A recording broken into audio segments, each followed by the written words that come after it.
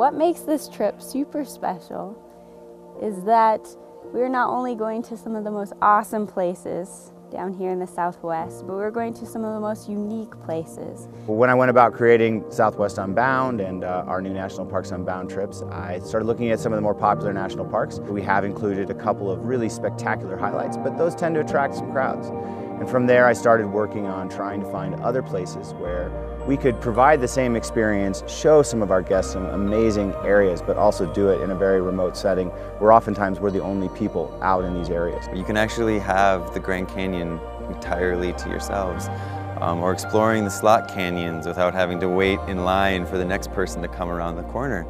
It's really yours. When our country created the National Park Service, they created it to share these spectacular wonders with the world and to preserve them. And we really enjoy bringing our guests out into these national parks because it's amazing to see the look on their face when they see this stunning beauty. It was pretty fun because this is our first time down here by the Grand Canyon and all that stuff. We haven't seen this before. All this stuff that I've heard about and that I've seen pictures of, now gotten to see in person.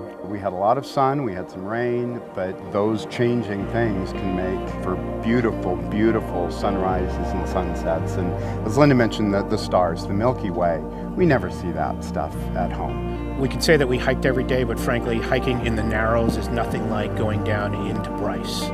And it was nothing like seeing some of the National Park Service monuments that we had a chance to go to. Then getting out to the canyon, we really got to really diverge and see a lot of different things. One of the great things about this trip for us was bringing our children here to visit these beautiful places and watch them experience it. And it was a real treat to see them light up. So much energy and their smiles the whole time. That's what kids are supposed to be. That's how they're supposed to be, out in nature and enjoying their environment. The opportunity to do this with them, right? To walk in waist-deep water, to see the hoodoos, to get out there and bike and see the canyon when no one else was out there was just fantastic. And to see the look on their face, to watch Ethan helping cook, watch Sarah interacting with the guides on hikes is fantastic. And so we all grow from that perspective.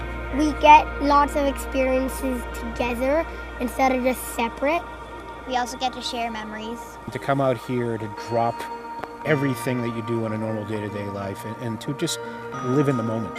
It's so refreshing, and soon enough we'll be back to the craziness with all the technology, but it makes you appreciate just the wonder of nature that much more, how we are really meant to be in community with each other, and we're sitting around the campfire and we're telling stories and just feeling like that's really a lost art in this day and age, and just the appreciation of being together.